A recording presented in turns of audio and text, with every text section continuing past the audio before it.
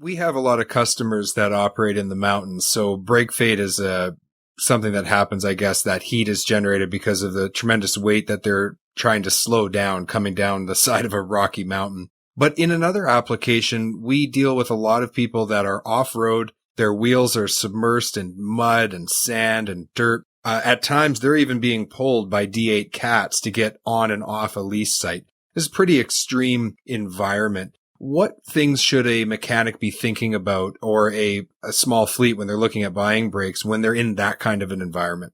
That's a difficult question because brakes were not designed to run in that type of environment, because you want to have a clean surface between the friction and the brake drum.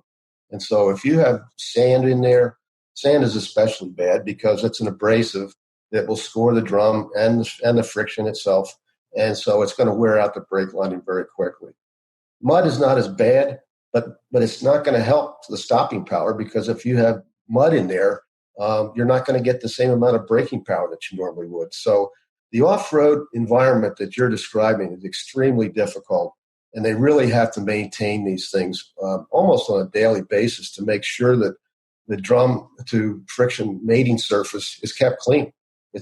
Brakes don't work if they're not.